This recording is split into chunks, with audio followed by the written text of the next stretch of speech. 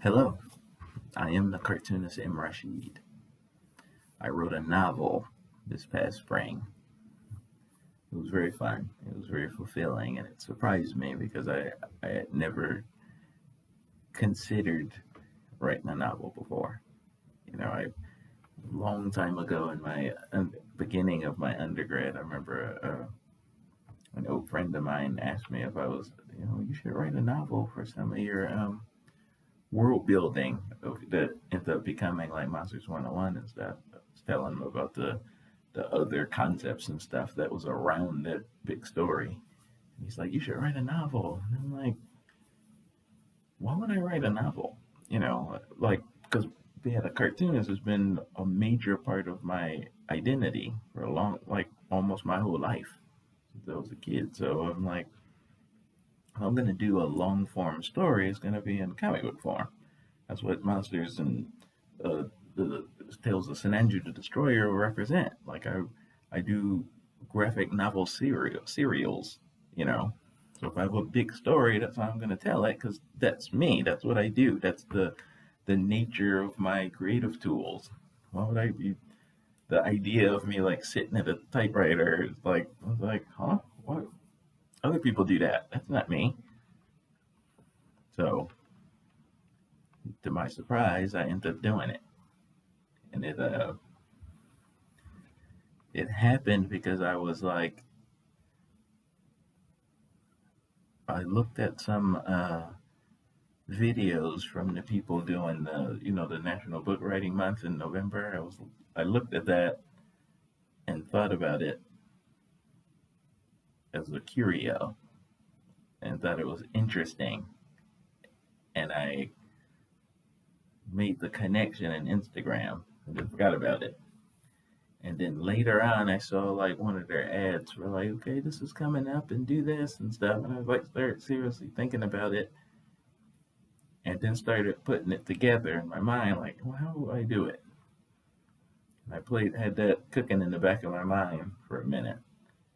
And then I told my wife about it.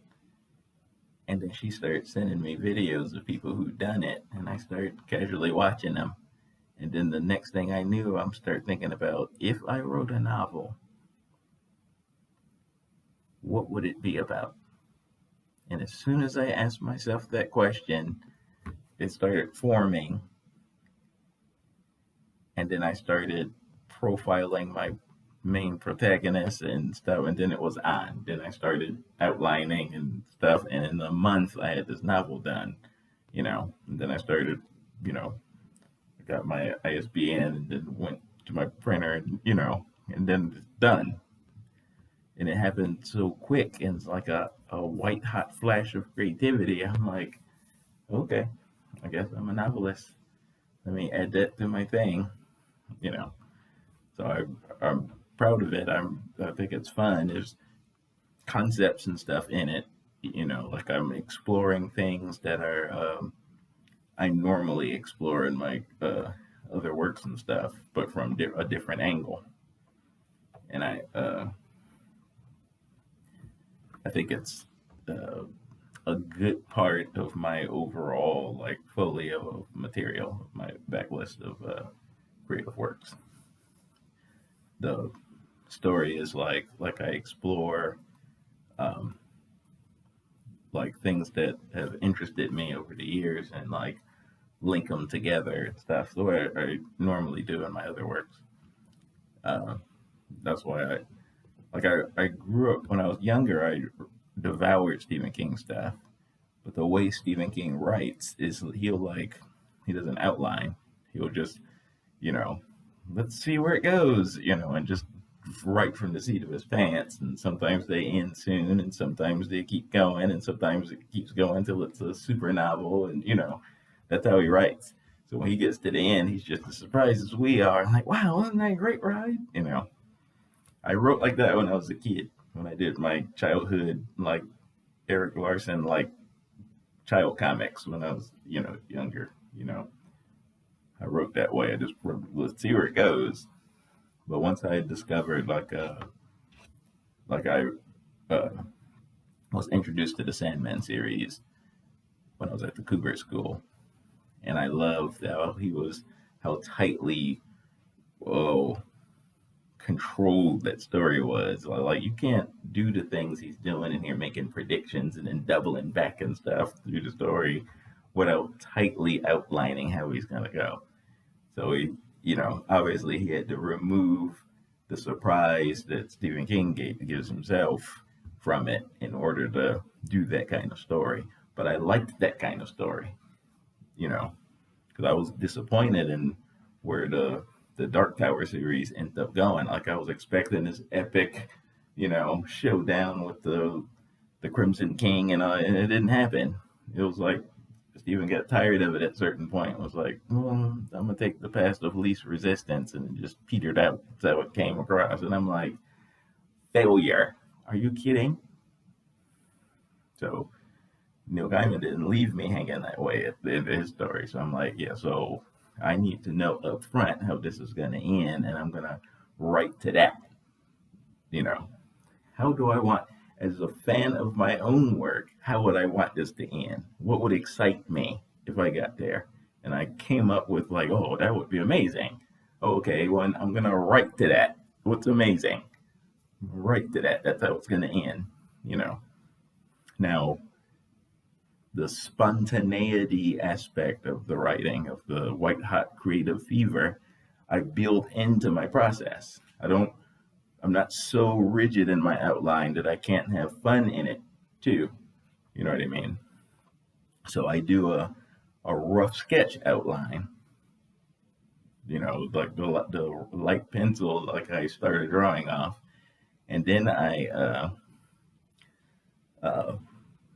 like there's the different chapters and then parts of the different chapter that represent my bullets. As long as I get this bullet accomplished, and you can like spontaneity, fly from the seat of your pants all you want, but inside of this narrow frame, from here to here, have fun. But as long as I need to accomplish what I said I need to accomplish in my outline bullets.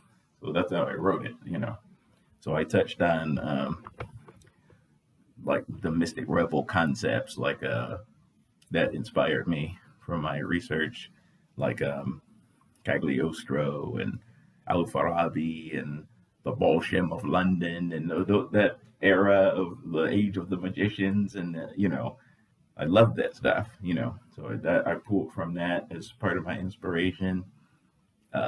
Third eye mysticism stuff, like because that was dear to me, as well as how I was personally touched by legitimate, powerful political activism, anti-racism scholarship, as represented by the hashtag ADOS movement. So I fictionalize all these inside of a story, and that's like my novel. So if you're interested, and I only have the print version available, I'm only going to write that for a while before I eventually, like, if ever, make it available in ebook. All right, so for a while, I'm just going to have it available for print. So if you're interested in getting a copy, I'll either have the link to my blog where you can see that entry and see how, or I might, when I get online, I might just copy paste all of that stuff right into here. But if you would like a signed copy, then I'm only going to have that available in Patreon. So, you can buy it from the other ways, but if you want it signed, then get it through Patreon. So if you're read it and you're moved to comment or give me your criticisms, I'm all about that life.